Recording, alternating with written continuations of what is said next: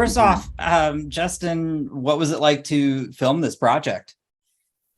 It was fun. It was a lot of fun, actually. I mean, it had its uh, challenges, which were just sort of we were shooting in New Orleans. We hit a hurricane, or a hurricane hit us, actually. Yeah.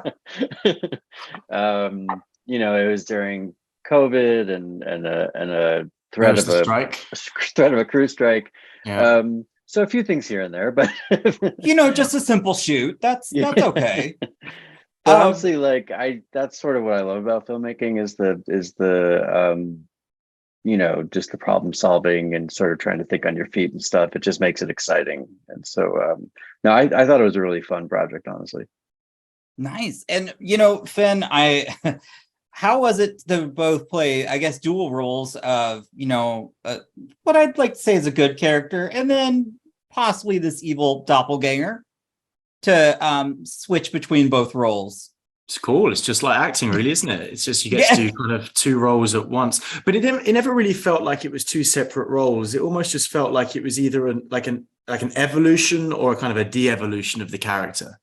So it's like the characters was the same character, but just like a different side to him, which was kind of nice. You kind of got to get into a bit more of a kind of stoic, more kind of like structured side of Robert, and then Robert kind of was, very almost kind of like slightly hapless when you first see him. And then he goes through his own progression, becoming more mature and taking on responsibility. And then that eventually turns into the visitor. So it was cool. It was a nice evolution of the character, I guess. No, I quite enjoyed it, but also kind of now hearing a little bit about all of that going on, I'm just, well, actually, let me put it this way. When I think about watching this and just some of the themes that are brought up, I'm curious how you both are able to kind of decompress after either shooting a tough scene or just getting out of those spooky elements. How do we decompress? Yeah. I mean, it was a great film, but it was also very heavy. So I'm kind of curious how, just to. Yeah, I mean, there definitely were times where it felt like there was a lot of tension, both, in the role itself, but then also just because we were dealing with COVID and we were dealing with all of these kind of external situations. But I think what was really nice about that shoot is that, how many hours did we shoot, Justin? It was like 10-hour days? Yeah, it was something like that. There were some changes in hours because of certain circumstances. Right. But But the days were manageable, yeah. And like sometimes when you work on TV shows or films, you can be working up to 16 hours a day. Whereas this one, it was a manageable time. And I think it allowed everyone to have some kind of time to go home and either be with their families or cook a meal, So there was time in the shooting schedule to decompress. Sometimes you don't really get that. And that's when things get really wound up. Yeah, I would agree with that. I mean, that's crazy. 16-hour days. Couldn't be. Well, me. no, we were doing 16. No, I think that's great. But also, filming in New Orleans, but also, that location, though, that house, that was creepy as hell. And so I'm curious in terms of, as you were exploring the house and just anything. Now, was this a set or? No, there are actual houses, but there were two houses. So basically, the exterior house was supposed to be also the interior. Okay. And we prepped that house, and I shot storyboarded for that house and everything, and then a hurricane hit, and the interior was completely unusable. It had flood damage. But the property was great, and we found other parts of it, like the trees where Maxwell Braun happens towards the end.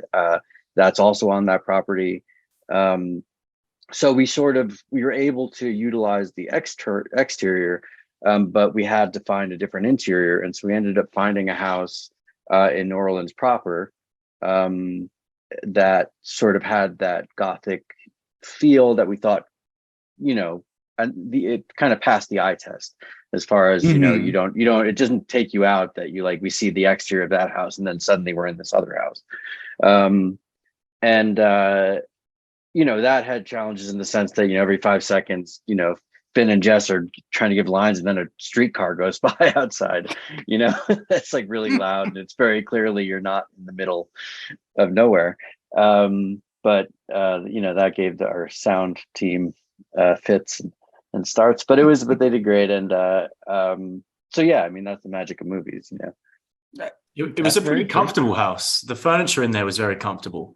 So anytime you got some off time, it was nice to kind of sit in the kind of chaise lounge, or you're upstairs on the bed, or even sitting down in those big stairways was super comfortable and beautiful as well. Those kind of mahogany, like paneled kind of walls.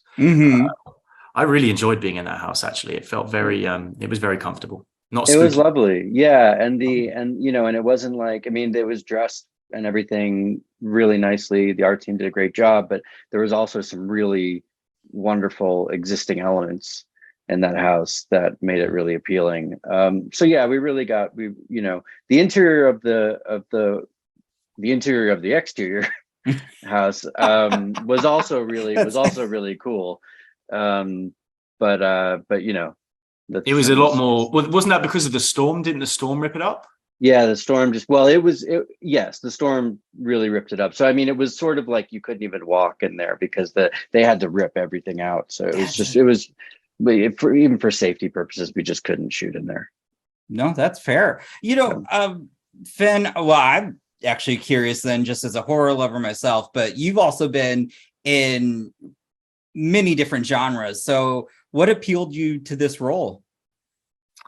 I think it was a number of things. I think after I had the initial conversation with Justin about the script, I kind of realized that there was a little bit more nuance to the character, or there was room to really develop this character in a way that was kind of interesting to play.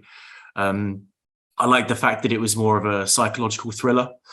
And, we could really get into that kind of world. And I love New Orleans as well. So the idea to go down to New Orleans and spend some time down there and shoot a movie kind of sounded amazing.